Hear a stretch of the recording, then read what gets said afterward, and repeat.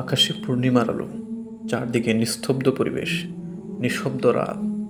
রেদওয়ানের বাবা এশার নামাজ শেষ করে ঘরে ফিরলেন।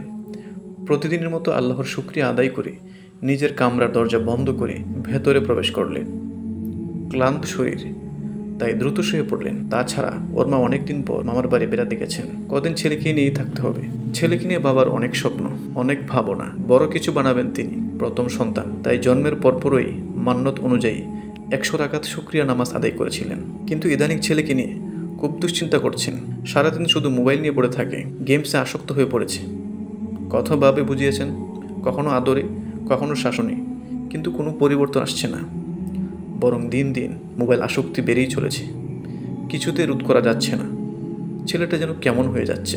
এসব ভেবে ভেবে তার চোখ লেগে এলো। হঠাৎ দরজায় নখ। তিনি প্রশ্ন করলেন, কে? এর থেকে বেশি উঠল কণ্ঠস্বর, আমি তোমার ছেলে রেদওয়ান।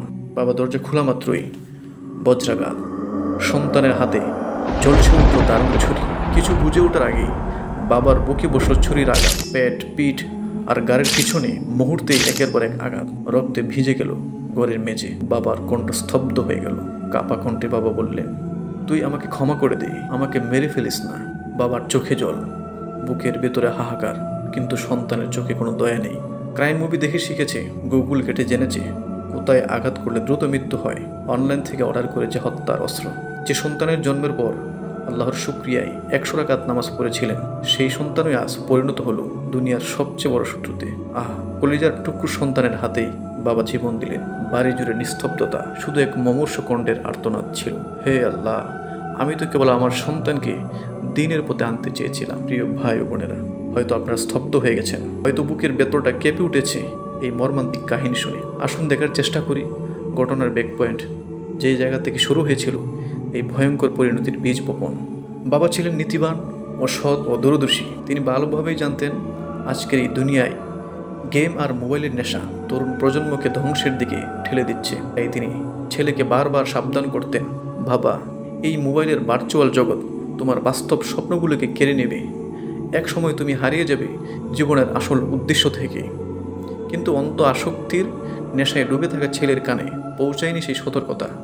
দিন দিন গেমের প্রতি তার আকর্ষণ বেড়েই চলল। অবশেষে বাবা কঠোর হলেন, শাসন করলেন, ছেলের কাছ থেকে মোবাইল কেড়ে নিলেন। কিন্তু সেই শাসনকে ভালোবাসার ছায়া না ভেবে ছেলে ভেবে নিল বাবা তার স্বাধীনতার শত্রু। অভিমান জমতে জমতে ঘৃণায় রূপ নিল, আর সেই ঘৃণাই এক ভয়ঙ্কর পরিণতিতে রূপ নিল আদরের সন্তানের হাতে বাবার মর্মান্তিক হত্যাকাণ্ড।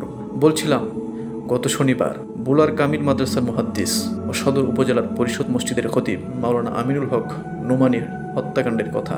এই ধরনের ঘটনা বর্তমান সময়ে সামাজিক যোগাযোগ মাধ্যমে, ইলেকট্রিক ও প্রিন্ট মিডিয়ায় আমরা প্রায়ই দেখছি। গত মার্চের 22 তারিখেও একই ঘটনা ঘটেছে চুয়াডাঙ্গায়। আমরা কি কখনো ভেবে দেখেছি কেন আজ আমাদের সন্তানেরা মোবাইলের প্রতি আসক্ত হয়ে পড়ছে? কেন একটা যন্ত্র তাদের চোখে পৃথিবীর চেয়ে বড় হয়ে যাচ্ছে? আসলে মোবাইলের আসক্তি কোনো সাধারণ ব্যাপার নয়, এটা এক ধরনের নেশা। ঠিক মাদক দ্রব্যের মতোই। একবার যে এই নেশায় ডুবে যায়, তার কাছে বাস্তবের পৃথিবী ম্লান হয়ে যায়। সে হাসে ভার্চুয়াল বন্ধুর সঙ্গে, কাঁদে গেমের পরাজয়ে, কিন্তু বাস্তব বাবা মায়ের চোখের জল তার মন ছুঁয়েও যায় না। প্রিয় ভাই ও বোনেরা, আসল প্রশ্ন হলো, কেন মোবাইলের আসক্তি আজ মাদকাসক্তির মতো ভয়ঙ্কর রূপ নিচ্ছে? আমরা কি সত্যি সন্তানকে আদর্শ পরিবেশে লালন করতে পেরেছি? আমরা কি সন্তানের সামনে নিজেরাই মোবাইলের আসক্তির উদাহরণ তৈরি করিনি? আমরা কি এমন কোনো প্রতিষ্ঠানে তাকে পড়াশোনা করাতে পেরেছি যেখানে ডিভাইস মুক্ত পরিবেশ আর নেককার বন্ধুদের আসর ছিল? নাকি আমরা নিজেরাই ব্যর্থ হয়েছি সন্তানের ভেতরে সঠিক আদর্শ গড়ে তুলতে? হয়তো আপনার বুকের ভেতরেও এ ধরনের অনেক প্রশ্ন ঘুরপাক খাচ্ছে। আগামী এপিসোডে আমরা এসব প্রশ্নের উত্তর খোঁজার চেষ্টা করব এবং আলোচনা করব ডিভাইস আসক্তি রোধে আমাদের আদর্শ পদ্ধতি কী হতে পারে। ইনশাআল্লাহ, সাথেই থাকুন।